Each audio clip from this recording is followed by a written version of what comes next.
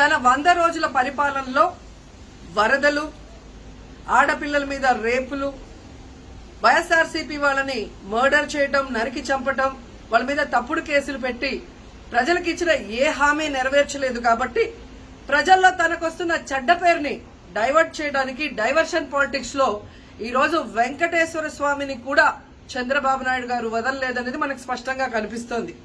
ఎందుకంటే ఆయనకి ఎప్పుడు అలవాటు, ఎప్పుడెప్పుడు ఆయనకి చెడ్డ పేరు వస్తుందో అప్పుడు ఏదో ఒక ఇష్యూని ఆయనే క్రియేట్ చేస్తాడు. దాన్ని తన వర్గీయులతో పబ్లిసిటీ చేయటం, దాని మీద డిస్కషన్లు చేసి ఎదుటి వాళ్ళ మీద నిందలు వేయటం ఆయనకు అలవాటే. కానీ ఈ రోజు మీరు చూస్తే సాక్షాత్తు టీటీడీలో తిరుమల లడ్డూ మీద ఇంత దిగజారుడుతనంగా చంద్రబాబు నాయుడు గారు మాట్లాడతారని ఎవరు ఎక్స్పెక్ట్ చేయలేదు. ఈ రోజు ఆయన మాట్లాడాక ప్రతి ఒక్కరు కూడా చీకొట్టడం మనం గమనిస్తూనే ఉన్నాం. ఎందుకంటే సాక్షాత్తు చంద్రబాబు నాయుడు గారి కొడుకే చెప్పాడు టీటీడీలో ముఖ్యమంత్రికి ఎటువంటి సంబంధం ఉండదు అని. అలాంటప్పుడు జగన్మోహన్ రెడ్డి గారు ఏదో దగ్గరుండి తిరుపతి లడ్డూలో యానిమల్ ఫ్యాట్ ని మిక్స్ చేయించినట్టుగా ఆయన ఈరోజు ఆరోపించడం ఎంతవరకు సబబని నేను అడుగుతున్నాను. ఒక్కసారి మీరు గమనించండి, చంద్రబాబు నాయుడు గారు ముఖ్యమంత్రి అయిన తర్వాత జూన్ 21వ తేదీ ఈవోగా శ్యామలరావు గారు మరి అక్కడికి రావడం జరిగింది. నెయ్యి వాసన చూస్తూ లడ్డూలో స్వచ్ఛమైన నెయ్యిని మేము వినియోగిస్తున్నామని ఆయన చెప్పడం కూడా మీరు అందరూ గమనించుంటారు. జూలై 6వ తేదీ 12వ తేదీ 2 సార్లు ట్యాంకర్లది టెస్ట్ చేయడం జరిగింది. అందులో వెజిటబుల్ ఫ్యాట్ మిక్స్ అయింది కాబట్టి దాన్ని రిజెక్ట్ చేశాము, దాన్ని వాడలేదు అని శ్యామలరావు గారు చెప్పడం మనం అందరం కూడా గమనించాం. అలాంటిది 2 నెలల తర్వాత ఇప్పుడు చంద్రబాబు నాయుడు టీటీడీకి సంబంధించిన దాన్ని టీడీపీ ఆఫీసులో ప్రెస్ మీట్ పెట్టి ఇలా యానిమల్ ఫ్యాట్ కలిసింది అని ఒక నింద వేసినప్పుడు దాన్ని సమర్థిస్తూ మళ్లీ శ్యామలరావు గారితో ప్రెషర్ పెట్టి ప్రెస్ మీట్ పెట్టించి ఎలా మాట్లాడిచ్చారో మీ అందరూ కూడా గమనించారు. సాక్షాత్తు నారా లోకేష్ గారే చెప్పారు టీటీడీతో ముఖ్యమంత్రికి సంబంధం లేదు అని.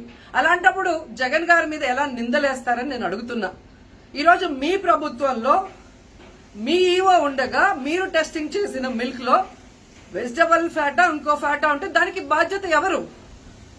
శ్యామలరావు గారా, లేదా ప్రభుత్వంలో ఉన్న చంద్రబాబు నాయుడు గారా, లేదా ఎవరు టీటీడీ బోర్డులో ఉన్న మెంబర్సా?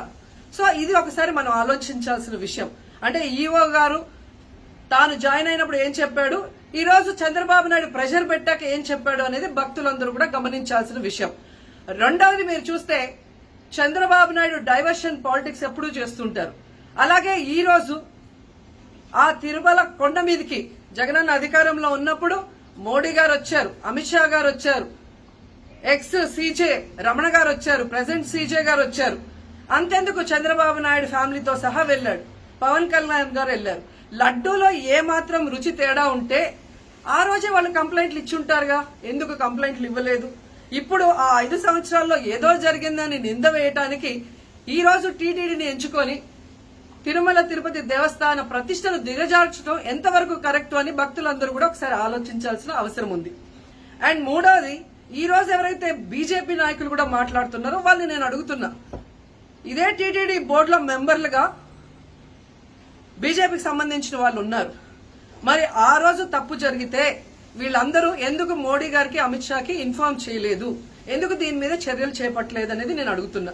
అలాగే ఈరోజు తెలుగుదేశం పార్టీ అధికార పార్టీలో ఉన్న వేమిరెడ్డి ప్రశాంతి గారు ఆ 5 సంవత్సరాల కాలంలో ఈ పర్చేసింగ్ కమిటీలో 5 సంవత్సరాలు ఉన్నారు. అలాగే ఇప్పుడు మంత్రిగా ఉన్న పార్థసారథి గారు కూడా పర్చేసింగ్ కమిటీలో ఉన్నారు. మరి వాళ్ళని విచారించండి, ఆ బోర్డు మెంబర్లందరినీ బయటకు వచ్చి మాట్లాడమని చెప్పండి, తప్పు జరిగిందా లేదా. ఈరోజు ఇంతమంది గొప్ప గొప్ప వాళ్ళు తిరుమలకు పోయి లడ్డు తిన్నా జరగని తప్పు వాళ్ళ పర్చేస్ కమిటీలో ఉన్న వాళ్ళు జనసేన పార్టీ తెలుగుదేశం పార్టీలో చేరిన వాళ్ళని మాట్లాడకుండా కేవలం జగన్ గారిని టార్గెట్ చేసి మాట్లాడటం చూస్తే రాజకీయ లబ్ధి కోసం తిరుమల పవిత్రను భ్రష్టు పట్టిస్తూ ఈరోజు చంద్రబాబు నాయుడు చేస్తున్న నీచ నికృష్ట రాజకీయాలు అందరూ కూడా గమనించి ఆ చంద్రబాబు నాయుడికి బుద్ధి చెప్పమని కోరుకుంటున్నా. ఇక ఫైనల్ గా తనని ఎవరూ నమ్మరు అనుకున్నప్పుడు పవన్ కళ్యాణ్ గారిని ఫ్రేమ్ లోకి తీసుకురావడం చూస్తున్నాం. ఇది కూడా మనం అందరూ కూడా గమనించాలి. ఎందుకంటే ప్రాయశ్చిత్త దీక్ష చేస్తున్నానని పవన్ కళ్యాణ్ అంటున్నారు. ప్రాయశ్చిత్త దీక్ష ఎవరు చేస్తారు? తప్పు చేసిన వాళ్ళు చేస్తారు. అంటే చంద్రబాబు నాయుడు తప్పు చేశాడు, ఇది అబద్ధం, ఈ లడ్డూలో కల్తీ జరగలేదు, ఇది నాకెక్కడొచ్చి ఆ పాపం చుట్టుకుంటుందన్న భయంతో పవన్ కళ్యాణ్ ప్రాయశ్చిత్త దీక్ష చేస్తున్నారనేది ఈ రోజు మాకు అందరికీ అర్థమవుతున్న విషయం. ఎందుకంటే ఈ రాష్ట్రంలో తిరుమల కొండ మీద 1000 కాళ్ల మండపాన్ని కొట్టేసింది చంద్రబాబు నాయుడు. దుర్గా గుడిలో క్షుద్ర పూజలు చేయించింది చంద్రబాబు నాయుడు. విజయవాడలో 25కు పైగా పవిత్రమైన దేవాలయాల్ని కూర్చింది చంద్రబాబు నాయుడు.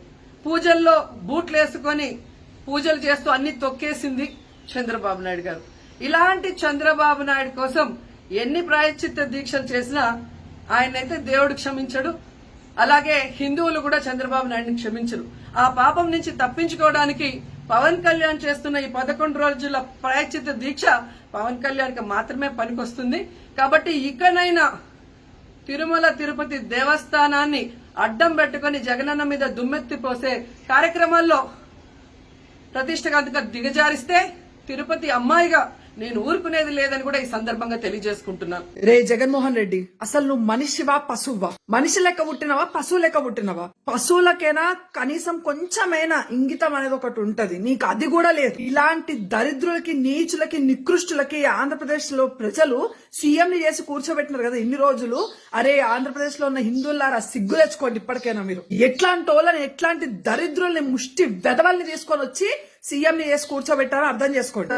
ఎంత పవిత్రమైన ప్రదేశం తిరుమల, అలాంటి స్థలాన్ని కూడా భ్రష్టు పట్టించడానికి ఈరోజు అసలు ఇలాంటి వెధవలు, నికృష్టులు, చండాలు వచ్చి ఈరోజు రాజకీయాన్ని సర్వనాశనం చేస్తున్నారు. అందులో ప్రత్యేకంగా అసలు సనాతన ధర్మాన్ని నాశనం చేయడానికి వీళ్ళు ఎన్ని ఎత్తులైనా వేస్తున్నారు. తిరుమల తిరుపతి దేవస్థానానికి ఒక హిందూ ధర్మానికి చెందిన వ్యక్తిని చైర్మన్ గా చేసి ఇలాంటి నికృష్ట పనులకి తెరదీసింది వైఎస్ఆర్సీపీ. ఏమైంది రోజా?